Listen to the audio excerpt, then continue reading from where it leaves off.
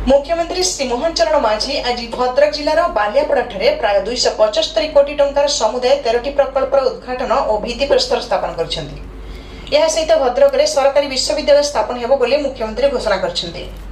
बहु दिनरु दाबी थिबा मेडिकल कॉलेजर भित्तिप्रस्तर स्थापन खूब शीघ्र एही जिल्ला रे हेबो एवं यह सहित आईओसीएल पक्षरु भद्रक रे एक टेक्निकल टेक्सटाइल कॉम्प्लेक्स और एमसीपीआई प्राइवेट लिमिटेड द्वारा गोटे एचएमएलएस पॉलिस्टर उत्पादन कंपनी प्रतिष्ठा करा जिवो बोली मुख्यमंत्री घोषणा करथिले। यह सहित भद्रक रे थिबा समस्त शहीद पीठमानकर सौंदर्यकरण हेबो बोली मुख्यमंत्री घोषणा करथिले। कार्यक्रम में अभिभाषण रखी मुख्यमंत्री श्री माझी कहते जे आमर सरकार क्षमता को आसिबा परे विप्लवी माटी भद्रक रे आज विकास गति त्वरान्वित होईछि। जे प्रतिश्रुति नहीं आमे लोकंको साहाय्य और समर्थन लोड़ीथिलु ताकू कार्य परिणत करबा पई आमे गोटिए भी मिनिट नष्ट करिनाहु। एई भावना को मन रे रखी गत प्राय 1 वर्ष हैला आम सरकार जनता को सेवारे उत्सर्गीकृत भावे कार्यरत। आम सरकार आसिबार प्रथम दिन ही लोकों विश्वास और भरोसा को बजाय रखी 4 गोटी प्रतिश्रुति को पालन करथिलु।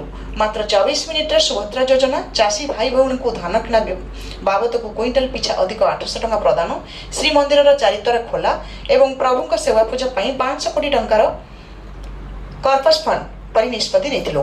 एही 12 मासरे सरकार सफलतार फर्त बहुत लंबा। यार हिसाब आमे आसंता 12 तारिख रे जनता जनार्दन को देबो। जीवन जैविक राज्यर विकास में अपरिहार्य कृषि और आनुषंगिक कृषि तथा शिल्पर विकास माध्यम रे राज्यर प्रतिटी नागरिक आर्थिक स्थिति रे सुधार आने आमर उद्यम जारी रही बोली मुख्यमंत्री कहिथिले। विरोधी दल विषय में कहवाकू जाय मुख्यमंत्री कहिथिले जे गुणात्मक शिक्षा एवं स्वास्थ्य सेवा प्रदान करबा जे कौनसी सरकार प्रथम कर्तव्य। विश्व स्तरीय सेवा ना 24 वर्षर शासन केवल रंग मारिबा एवं निजर बाजा बजाइबारे चलीगला, किंतु प्रकृत विकास एवं आरंभ होइछि। आगामी किछि वर्ष रे ओडिसा प्राथमिक शिक्षार दशा और दिशा संपूर्ण भाव बदलैबाकू जाउछि। 5टी रंगमारा शिक्षा नुहे वास्तव अर्थरे ओडिसार विकास हेबो। आम सरकार उत्कर्ष ओडिसार मात्र 120 दिन में 80,000 कोटी रु भी अधिक टंकार प्रकल्प पई आरंभ करिसेंती। यह व्यतीत गत 22 तारिख रे 10 गोटी प्रकल्प 1,65,000 कोटी टंकार प्रकल्प को मंजूरी दैछंती। राज्य सरकार द्वारा आरंभ करा जायथिबा ओडिसार शिल्प विप्लव प्रति जिल्ला रे शिल्पायन करिवो। ओडिसा रे एबे जे शिल्प विप्लव आरंभ हेबाकू जाउछि सेतिरे 2टी गुरुत्वपूर्ण प्रकल्प भद्रक जिल्ला पई मध्य रहिछि। एई 2टी प्रकल्प भद्रक टेक्सटाइल पार्क रे प्रतिष्ठा करा जिवो। गोटे है आईओसीएल पक्षर भद्रक रे 4,377 कोटी टंका विनियोग एक टेक्निकल टेक्सटाइल कॉम्प्लेक्स प्रतिष्ठा करा जिवो एवं यह द्वारा प्राय 4,300 लोकों को नियुक्ति मिलिबो। यह सहित 2,223.25 कोटी टंकार पुंजी विनियोग रे एमसीपीआई प्राइवेट लिमिटेड मध्य भद्रक रे गोटे एचएमएलएस पॉलिस्टर उत्पादन कंपनी प्रतिष्ठा करिवो। यह द्वारा 1150 लोकों को नियुक्ति मिलिबो बोली से कहिथिले। से पुणी कहिथिले जे भद्रक जिला को मध्य राज्य एक अग्रणी और विकसित जिला भाव में गढ़ी तोलिबा पई आमर उद्यम जारी रहिछि।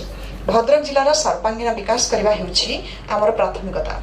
आज जिला पई 274 कोटी रु ऊर्ध्व टंका मूल्यर विभिन्न जनकल्याणकारी 13टी प्रकल्पर उद्घाटन और भित्तिप्रस्तर स्थापन करागला। जिला सदर महकुमा डाक्तरखाना सहित एथरे रास्ता, क्रीड़ा भित्तिभूमि, गोष्ठी स्वास्थ्य केन्द्र, लाइब्रेरी और डॉक्टर हरिकृष्ण महतांको स्मृति को उज्जीवित कर रखिबा पई एक पार्क निर्माण प्रकल्प रहिछि।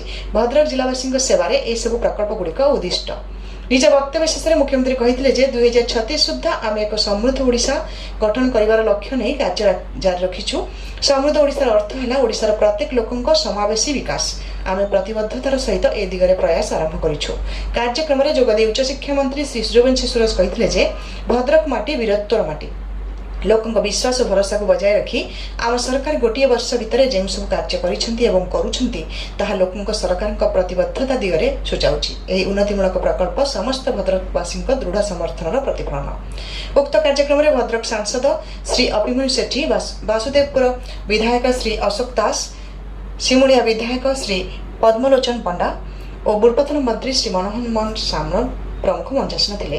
यह अवसर में भद्रक विधायक श्री शीतांशु शेखर महापात्र स्वागत भाषण देथिबा बेले भद्रक जिलापाल श्री दिलीप राउतराय धन्यवाद देथिले। समूह ओडिशारू रजत महापात्र रिपोर्ट।